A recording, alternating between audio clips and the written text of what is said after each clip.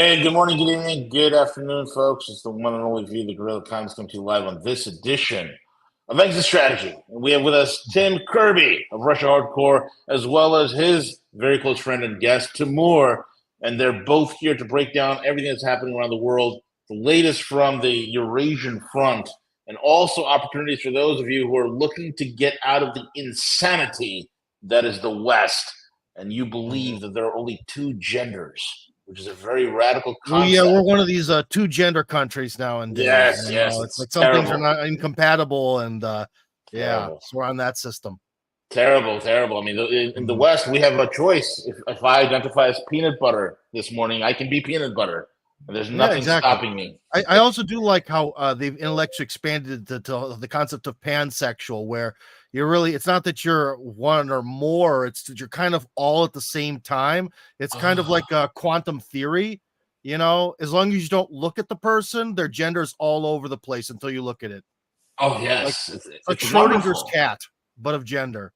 But yeah, that just shows you how advanced Western civilization is. I know. It just shows you how, the West is really leading the world on the forefront of gender ideology, man. I mean, soon we're going to have, millions of engineers who can engineer all sorts of new genders.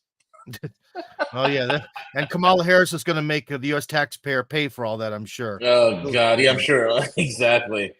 So, guys, welcome aboard. I'm glad to have both of you on. Timur, why don't you introduce yourself? People don't know this. Timur is very popular in Russia. He's appeared on RT several times. He's one of the top attorneys in Russia in regards to immigration and everything else. So, why don't you guys? So, Timur, since you're the first time you're on the show, why don't you go introduce yourself a little bit? Yes, hi everyone, and thank you for such an introduction. Yes, my name is Timur Beslangurov. You can read my last name. I know everyone has, not only from United States, but in Russia, have hard time pronouncing my last name. It's not an issue, yeah. So I'm an immigration lawyer in Russia. If somebody's interested, I lived in the United States in 1995-96 on a cowboy ranch when United States was... it's always a good country, but when the policy was different than it is right now. So as continue the conversation that you are saying, yes, United States is exporting this type of new gender thing. Yeah, we remember the days when United States was exporting Coca-Cola, gins, and rock and roll, and that was one of the reasons Soviet Union collapsed. And now I hope. With the new agenda being promoted, Russia will defend itself, and will not go down because of the new agendas. Yeah, Coca-Cola, gins, and rock and roll was better times. Much better times. It was normal times. It's not as we don't have the like today where we have the mental, insane people running the show, so to speak, tomorrow. Well, yeah, and it's even in the marketplace of ideas, if we say the United States used to export things that people wanted. Yeah. Now it just tries to punish people for not buying these intellectual concepts that are produced and shoved down everyone's throat. So, yeah, it's an unfortunate position reversal. Very sad. Absolutely. Well, Tim, last time we talked several months ago, you've kind of hinted at this American Village thing.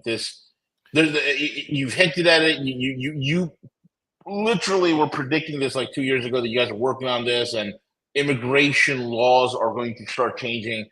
Russia's going to start opening up to people who want to come, people who are productive, hardworking, good people of good moral standing to come to the country and to be productive. And now you guys are really at the forefront of this. So why don't you explain to us, Tim, what is currently going on with American Villages and what you guys have set up? Okay, so last time we talked, I think everything was really actually still in the theoretical stage, but now everything is in the practical stage because two families have actually put their money down and bought a place in the village. Now, the last time we talked, I think the village was still oriented towards being a much bigger project, essentially almost being like a separate city. That didn't work out. What did work out on our limited resources was essentially putting it within a very, very gigantic pre-existing dacha community that turned out to make things way easier and more controllable for us. And I'll put it this way. If you look at our site, americanvillages.ru, one of the first things it says is this is a non-governmental project, because now it is. It's not a government thing. So essentially what a person could do is they can buy through a special mechanism within our organization. They can buy land, and then we have a very good construction company that's going to put a house on it. They can use the default house that the company offers, or if they want to go nuts, they can put a giant mansion on it. Who cares? Whatever the hell they want. But ultimately, you buy the land, you buy the house, you buy yourself a ticket to Russia. Of course, the immigration laws have gotten a bit easier, but still, I think we offer a very good package, because in order to immigrate to Russia, you still have to live somewhere. And for all the people who come here that are already married and don't have like a Russian wife, well, that finding a place to live can sometimes be difficult. And you're probably going to want to buy a place to live anyways. And if you don't like apartments, you'll want to buy land. And a lot of the land in Russia is, under normal circumstances, not acceptable to foreigners. So throughout this whole American Village project, and due to the genius of Timur down there, not me, we've put together this mechanism where a foreign person could essentially buy any land in Russia, and the land sort of gets held until they get citizenship. So if someone would be interested in doing that, they can do it. But buying weird land in Siberia is not something I recommend. But if you really want to do it, and you really want to pay me a service fee to do it, I ain't going to stop you. Absolutely. So what's been done so far with the American Villages? You guys have, you said you moved on to the practicals.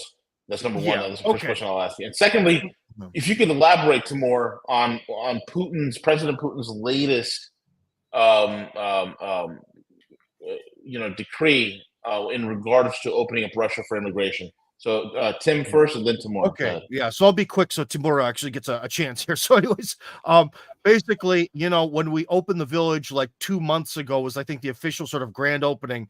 A few families put down their money, and what they did is they worked out the contracts with Timur. They transferred their money through various means, including crypto, as you might have expected. We drew up all the contracts, got everything ready, and now their houses are being built. And while their houses are being built, they're going through the final processes of sort of organizing, kind of putting their lives in Western countries, kind of closing them up in order to open them here. So that's what's going on. And because the company actually has a camera set up on everything that they build, every day the people can sort of tune in and see just how many cinder blocks have been added to their homes. At this point in time, we're sort of putting up the walls. So, yeah, but of course, anyone is free to join. They can join at any time. But like I tell people, we have everything really good right now for 2024. But Russia's chaotic, and who knows what's going to happen in 2025. In October, we'll have a fairly large amount of families visit. So we may be able to fill this bad boy up by the end of the year. That would be amazing. And if we do fill up this initial American Village, we'll move on to American Village 2, which will be somewhere else. But and how far is American Village from Moscow? That's like a 1 hour drive to Moscow. It's kind of far out of the city, but here's the thing, V, which is one of these things about people don't understand Russia very well. They have this idea, like I'll tell you this one. One guy was like, you know what? I will only live on a minimum of 5 acres. And if I can't drive downtown in an hour, then I'm not going there, about Moscow. So I looked, and apparently I found one piece of property. It was something like 3 acres, and it was a 1 hour drive to downtown. The cost was like $5 million. You know what I mean? So one of the things about Moscow, it has incredible work opportunities. It's it's vastly more tolerant of foreign people than the rest of the country is, especially the migration services. But Moscow ain't cheap. And so one thing that I do consider a little bit of a minor failure is I was hoping the American Village would be something for more average people, but it works out to be a little bit on the pricey side. And the other thing is with that guy about saying how he wanted to live on 5 acres, but also live close to Moscow. Well, the thing is, a lot of people have this idea that they can somehow live in the middle of nowhere in Russia, but also like benefit from all of everything of like, they're like, okay, I want to live in Siberia because it's pretty. Okay. Well, Tim, what are the hospitals like in Siberia? Not so great. What are the schools like? Possibly really freaking far away. So it's kind of like they have this dream of Russia where it's like Little House on the Prairie. But when people actually want to put their money down, they want the American suburbs.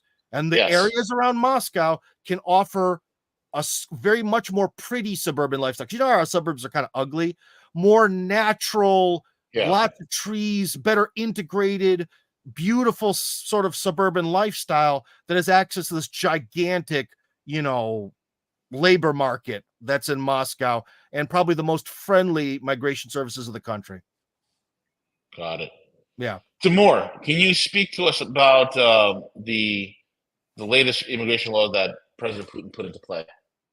Yeah, well, again, when I saw this decree a month before it was published,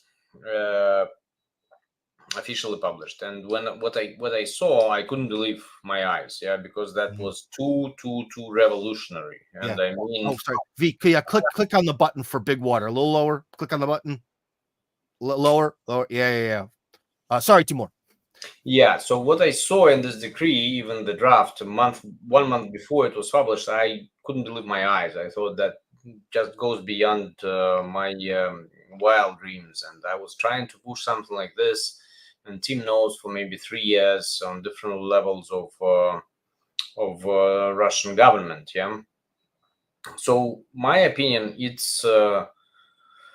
it's the most revolutionary decree, not only in the history of Russia, because some people compare it with the Catherine the Great decrees to bring Germans, and not only Germans, but some Europeans to Russia back in 250 years ago. I think it goes far beyond that from the point of view of how many people would be affected. Because if you count the population of the countries that this decree will affect, it's, as in Russia, Tim, there is a saying, this golden billion, zolotoy milliard.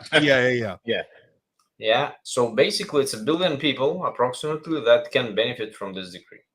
The essence of the decree is that now this famous saying that Tim was always saying, in order to immigrate to Russia, you need to reside in Russia, is no longer applicable, because basically Russia implemented an immigrant visa which never existed before. The difference is that you do not need, if you are a citizen of the country which is on the list, you do not need any invitation from anybody in Russia. You go to the embassy, you apply. If you are granted this visa, a 3-month private visa, you enter Russia, and you have this 3 months to apply for 3-year residency. And the biggest, I think, still the biggest point, apart from that you do not need a quota, is that there is no requirement to pass the Russian language test. The requirement to pass the Russian language test and history kicks in only after 3 years when you want to apply for permanent residency, which is a logical thing. But the decree, again, limited the people that can apply for 1 billion people. Those countries that would be on the list. We do have requests from, let's say, if those countries that will be on the list are right now, let's call them unfriendly countries. Because there is such a thing in the Russian legislation. There is a list of about 50 unfriendly countries. Although the decree doesn't say that. The decree says that those countries that do not support traditional values. We do have requests already from people from Brazil, South Africa, China, and India. And they say, it's a bit strange. We're your friends, and we cannot benefit from this decree. And basically, the countries that you consider to be your enemies can benefit from the decree. Well, there is my opinion to this, and I do hope that the authorities that were accepting the decree had the same logic. If you want, I can say what's the logic is behind this decree. There are 2 ideas. One is on the surface, and the other one is goes more deeper. So let me know, guys, if you want to hear my thoughts. Yeah, absolutely. Yeah, that's what we're here for, man. So the idea, my personal idea, when I was trying to come to the high-level officials and say, listen, we are basically not in a good situation with the West. Basically, there is a war. There are sanctions against Russia, and basically what happens is that when America imposes sanctions on Russian, let's say, government officials, yeah, what do the Russian government officials say? Okay, they impose sanctions on us. What do? We impose sanctions on them. Well, of course, everyone understands that if you impose sanctions on Russian officials, who some of them might have some property abroad, their kids might go to school abroad, etc., that hurts. Yeah, when you impose sanctions on U.S. congressmen that they are not allowed to come to Russia or their assets in Russia are frozen, that's a joke. Yeah, Yeah, they don't even go to Puerto Rico. yeah. So that's not something how you can reply to sanctions that might hurt you. Yeah. Therefore, I was writing everywhere, guys, if you want to really hurt the West, and we hopefully will not have a direct war, yeah, like direct war, because if it happens, then it's a collapse of the whole world. So if you want to really do something, what you need to do is you need to allow Vote with your feet. yeah, you need to allow people to move to Russia. Capital drain and brain drain of the people that would like to come to Russia. That would hurt much more. Yes, So I think this is the hidden idea of this decree. The surface idea of this decree, and this actually states out, it says that those countries that do not support traditional values, people of those countries can come to Russia. Yeah, and Timur, to be clear, when this was all discussed, first off, it was all discussed publicly. Timur and I were there, and no one said this will be a great way to undermine the West. What Timur is saying, it seems like maybe some officials like this idea because they see that it has a sort of potential double function. Yep. And most importantly, like, this is a huge thing economically speaking, because it's so much easier to set up business in Russia. It's so much more business friendlier than modern United States or even Europe, to work for yourself. It is Exactly. the easiest country. Well, I shouldn't say the easiest. It is the way it is insanely easy. Once you have at least a residency permit, you can essentially create your own individual entrepreneurship, or when you have citizenship, you can do something called declaring yourself self-employed. You're paying 6% taxes, and everything is done automatically on an app. It's amazing. In America, if people could even hear about this program, if either Kamala or Trump offered that kind of program to even people who halfway have their brains open in America, they would all vote for them. That's like the American dream kind of program. It is amazing. Yeah, exactly. Yeah, actually, if you have Russian citizenship, the self-employed is 4% taxes. Even better. It's individual entrepreneurship that is 6%. When you get temporary residency already, you can have an individual entrepreneurship status. But the self-employed, there is a limitation, Tim, on your income. It's but the limitation is quite high. So essentially, it's something like 5 million rubles a year, which is like $50,000. I know that doesn't sound like much, but salaries in Russia aren't great in dollars. So 5 million rubles is nice. It's basically like if you hit that 5 million mark, then the government's like, well, you're making so much being self-employed. How about you become a business? So you can just keep doing what you're doing, but pay a little bit more in taxes, basically. Yep. And not only that, I mean, it shows you Gresham's law in full effect. And Gresham's law is, at the end of the day, it's money goes where it's treated well.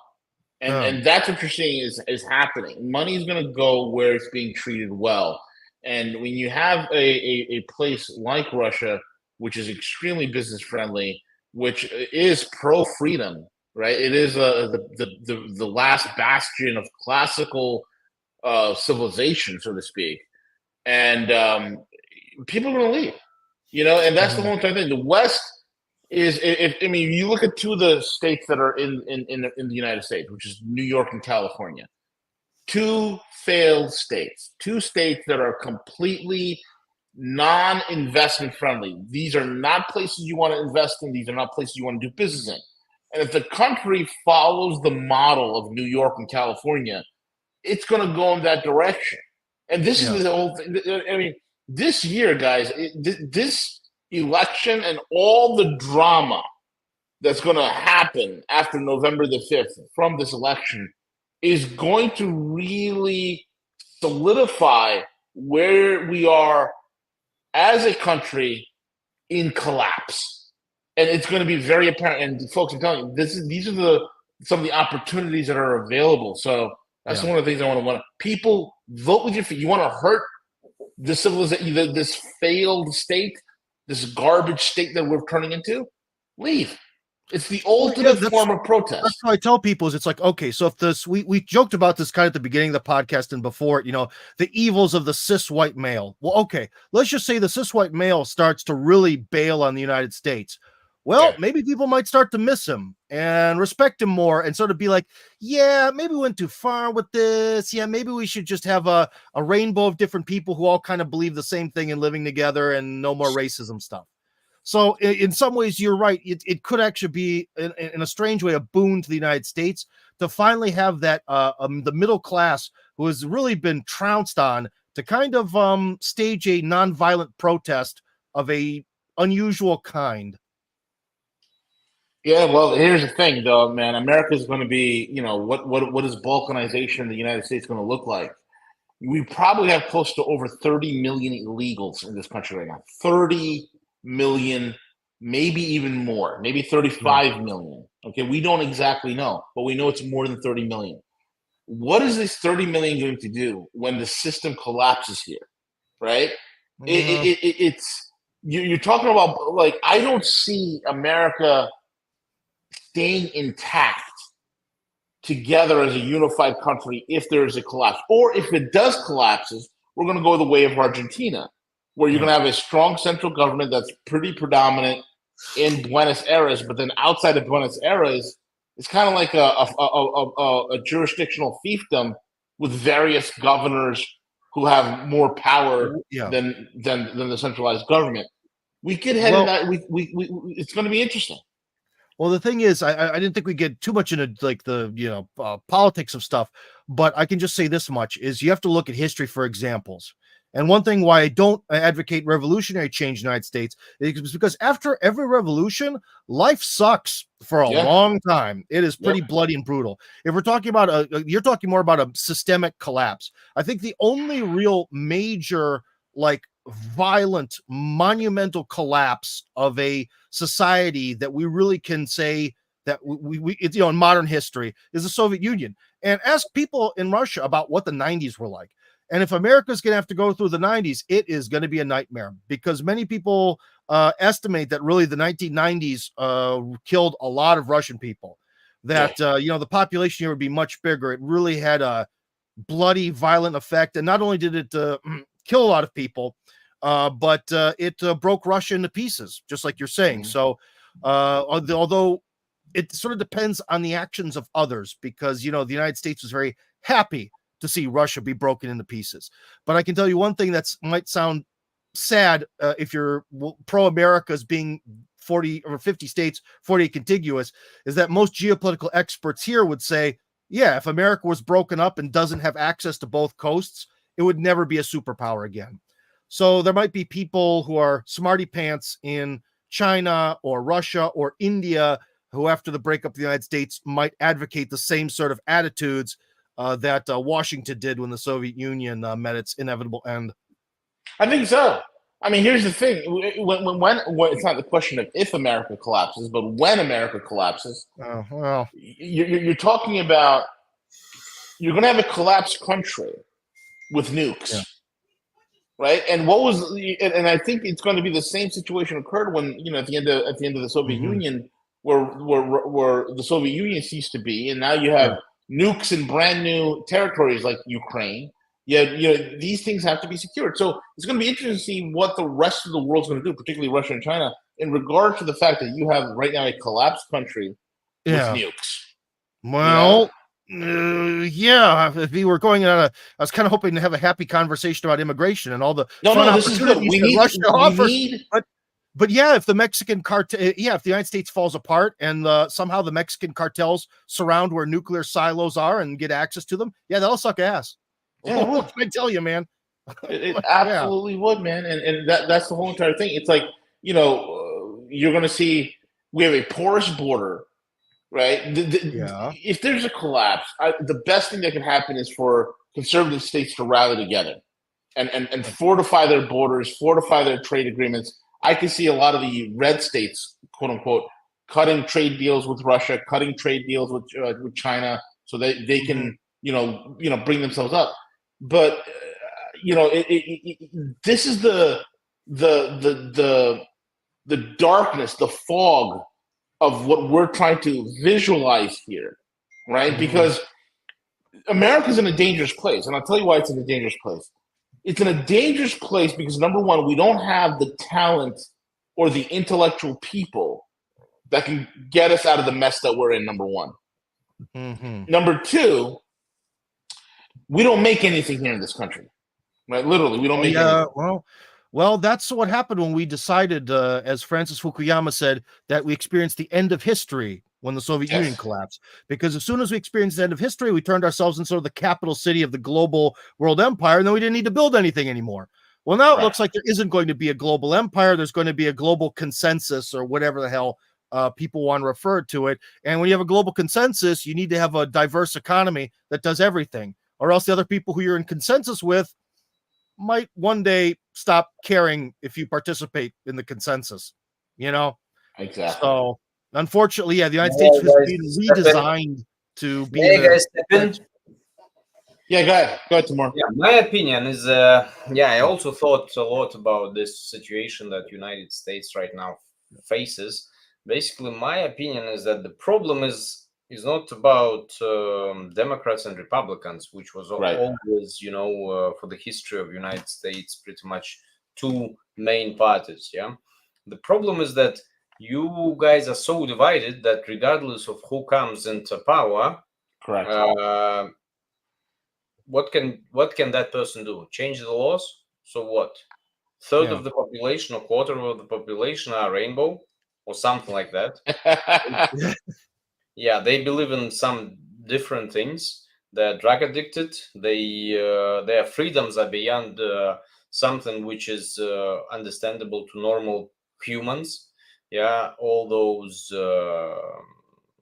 different stuff. So the fact that anybody else comes into power changes the laws. What, they would outlaw rainbow?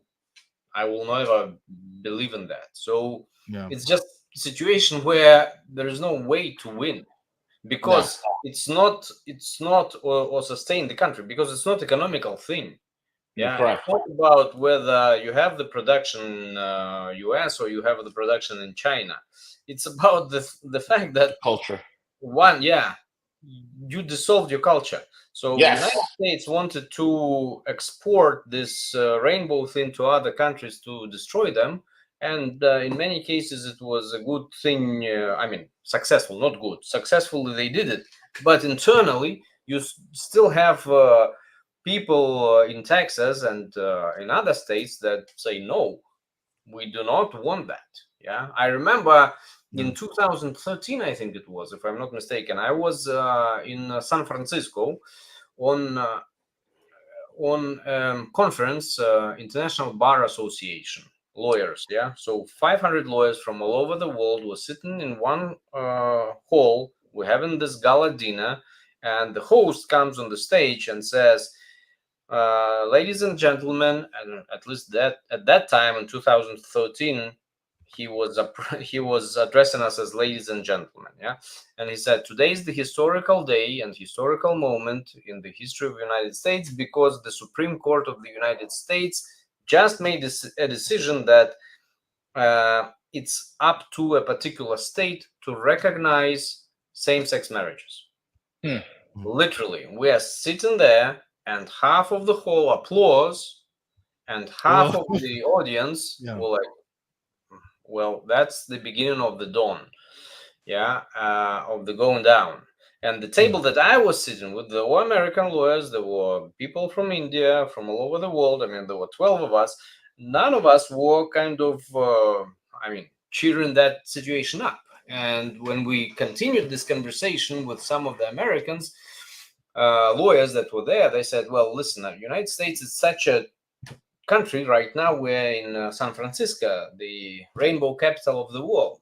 But like, I don't remember which state he mentioned. I think he mentioned either Wisconsin or Michigan. He said in Michigan or Wisconsin, I don't remember. He said it's allowed by the law if owner of the restaurant would put a sign that rainbow people are not allowed, and he would be okay to do that. And I was surprised, like how one country can have such laws inside and still be one country. Yeah. So now you came to the edge when it's not possible anymore.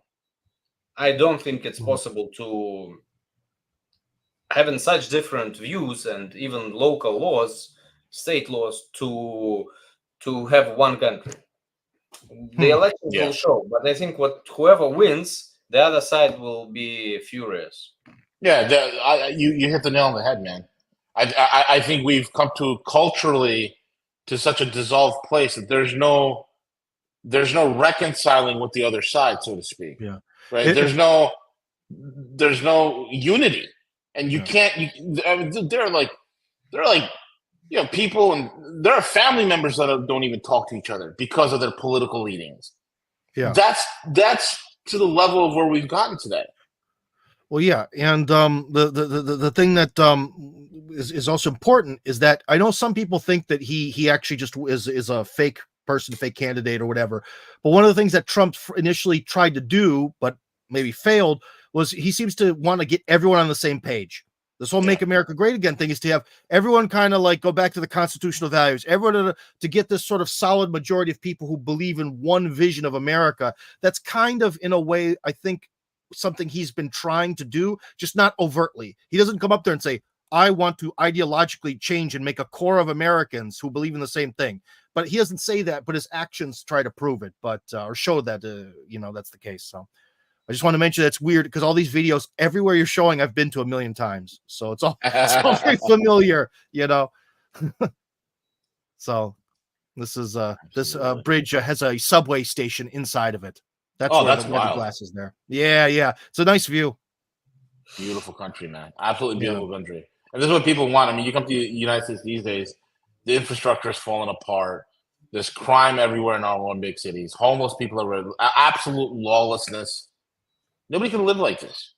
And that's why people really need to stop doing this thing of writing me, Tim, I'm so afraid the government's going to take my kid away and change his gender by force and cut off his dick. Okay, are you ready to move to Russia? Well, I don't know, maybe next year. Like, come on, guys. Like, let's think about this. Either you think that there's an apocalypse coming or you don't. People really need to put their money where their mouth is, whether it's the American Village or something else or whatever. It doesn't matter. But I don't know. I just get a lot of those kind of messages of people. I'm in terror for my future.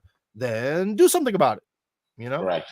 Exactly. Yeah, I'm also sometimes surprised. Okay, there is so much footage, even this video, which I actually watched first time and I enjoyed it very much. Okay, I'm living in Russia. I know how our streets are. I know about crime. I know about everything. But I'm still amazed that people.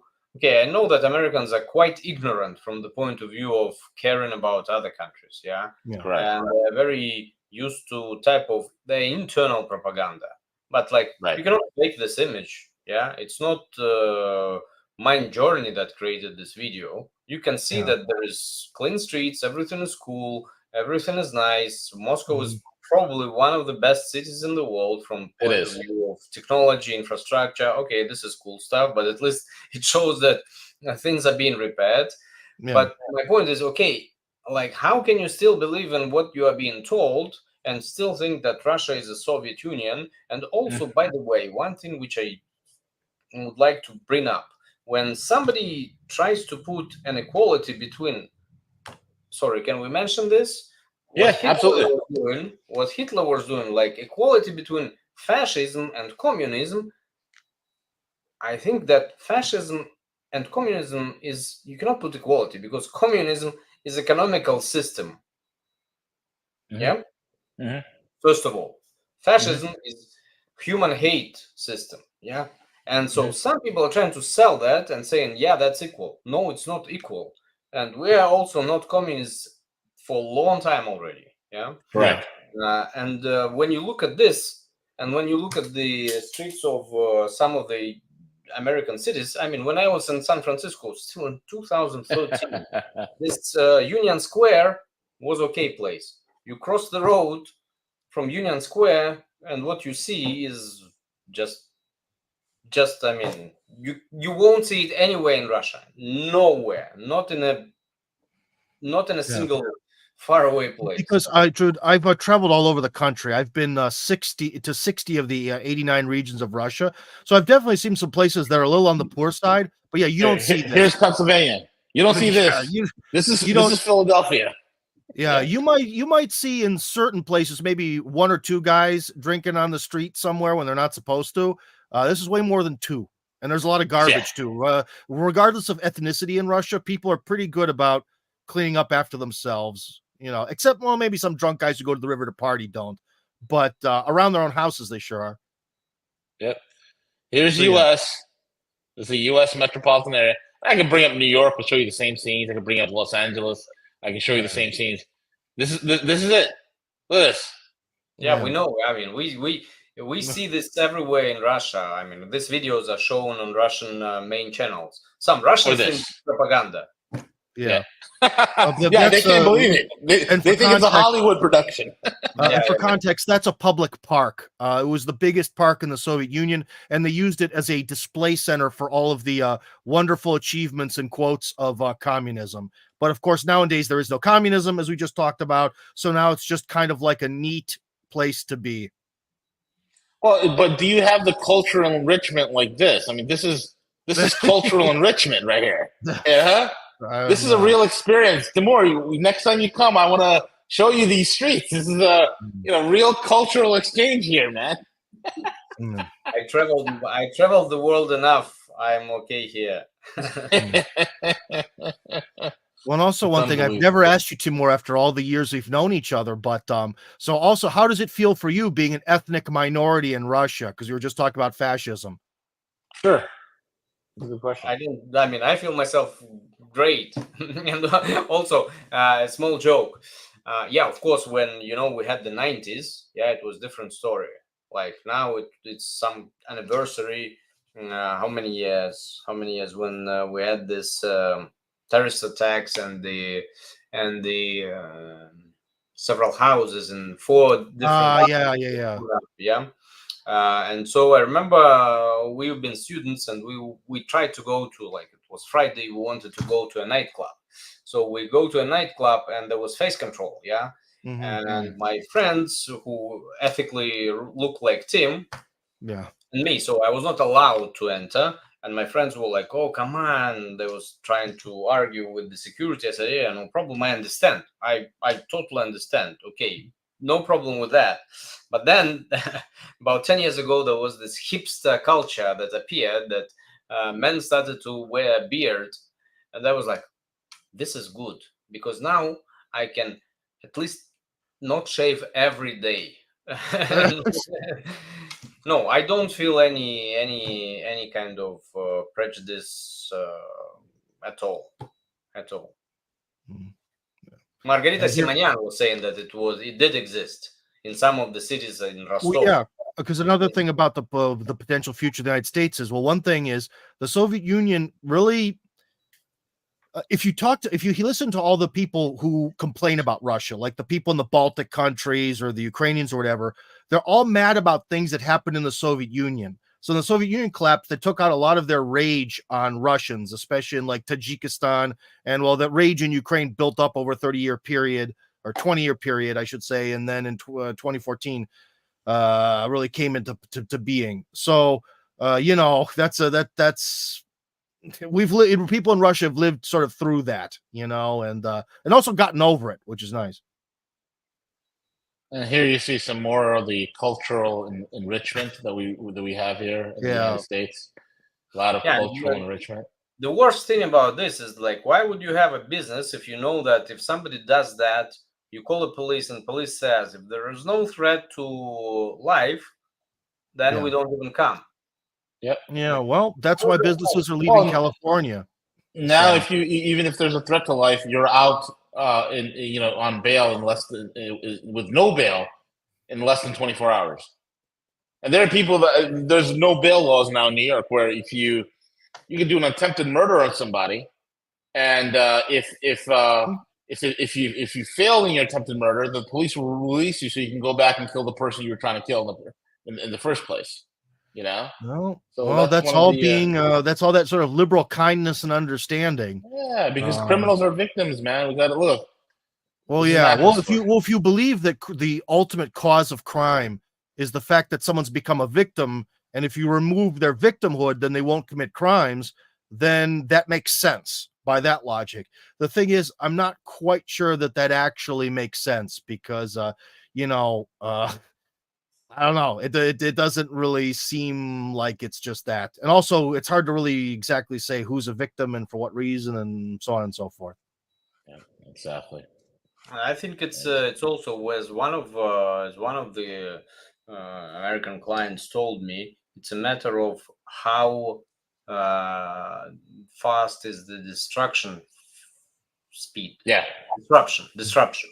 Because when you do it step by step, people say, okay, that happened, but not to my family. Okay, and then if you don't do it very fast, people, like, the frog is being boiled step by step in a cold water, and people do not realize that, okay, one time it will be no point to go back.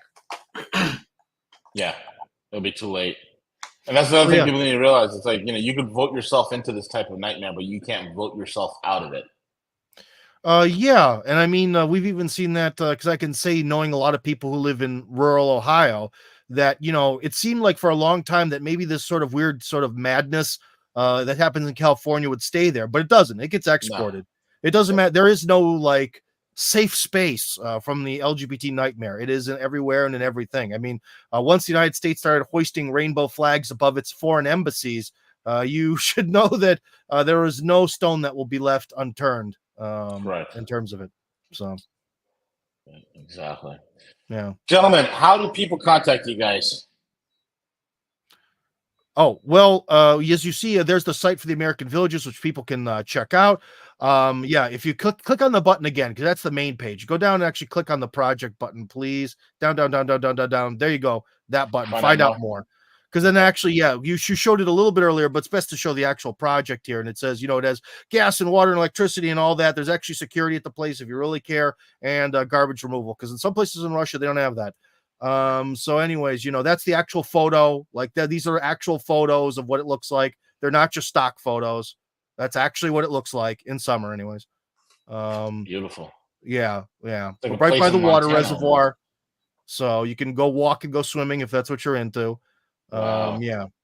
And tell me about these smart blocks. Like, you guys are utilizing smart blocks, and I mean, in America we use stick houses. Oh, yeah. Well, you could still build a stick frame house in Russia, but you have to use 2x6s or you're just going to die of cold in winter. I would recommend 2x8s if you're going to do that. But anyways, basically, the construction company is called Smart Stroy, which means like smart build or something in English. Yeah. Anyways, I actually know the guy who runs that company for a lot of years.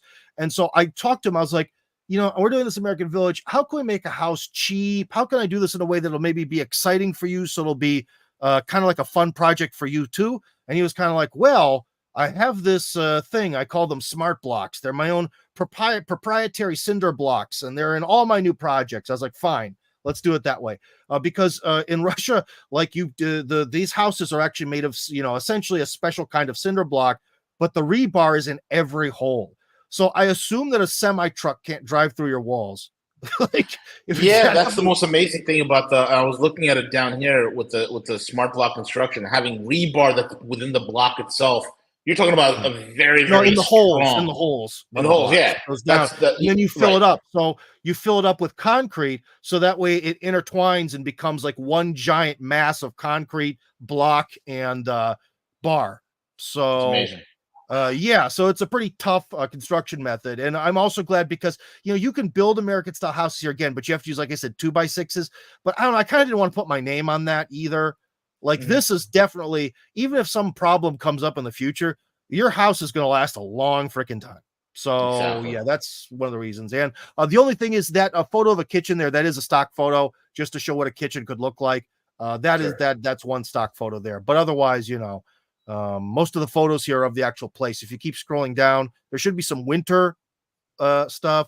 Yeah, you can extend the house if you want. Those are some competitive houses in the same area because people are like, damn, a house for 11 million rubles is a ripoff. I don't want to pay $100,000 for an entire freaking house that's made of cinder block and rebar. So those are some other houses in the neighborhood that cost vastly more, even though the first house is a stick frame. So Got it. yeah. And what size plots of land are available if somebody wants a lot of land? 1,000. Most of them are 1,400 square meters. You can look up what that is in feet. A few of them are half an acre, which is 2,000 square meters. Mhm. Here's an example of a smart block home being built, of what it looks like, the process. You can see the armature wire there and the guy doing it, and how it all stacks up and all that stuff. So Brilliant. that's a real example from the actual company, and that's what the village looks like in winter. That's So beautiful. plowed, by the way, plowed. Yeah. So there you go. That's beautiful, man. And Yeah. if you want to, again, folks, it's AmericanVillages.ru. I just put the link in the chat box. Yeah. American And if you go to the site, Villages. my Telegram should be listed on the site at the bottom. Oh. Let's see. Is it there? Is it actually there, or did I screw up? So go all the way down to the bottom. There it is. Yeah. Tim Kirby. Yeah. T.me/Tim Kirby Russia. There you go. Yeah, just click that link right there, that Telegram icon, and bang, it takes you to Telegram. You could reach out to Tim. Can you believe it? If he actually did the site myself? So Get out of here. Anything works. Yeah. Not bad, dude. Not bad. All right. Yeah. Not bad. Cool deal. Timur and Tim, thank you, both of you guys, for joining us today. You really appreciate both of you guys being on. Oh yeah. But Timur, Timur, how can people reach you? Yeah, how can people reach Timur? That's a good question. Tim, if I may, please reach Tim because I'm still behind on the number of emails. Okay, good. I'm the filter. If it's all going to be bullshit, I won't send it to Timur farther. Yeah, movingtoRussia.ru. Mm-hmm. Got it. So reach out to them, AmericanVillages.ru, and then there's the Telegram link right there. You can get a hold of Tim via Telegram. And I want to thank both of you guys for being on. It's been very insightful. People in the West need to understand you have options. You don't have to just sit around wondering what you got to do with your life. Where can you go? There are places in the world that value people, who value culture, who value hard work, who value morals, and who values to live truly free. And Russia has become the beacon to the world in that regard. And I want to thank both of you guys for being on. Enjoy your weekend, everybody. Cheers. You too, man.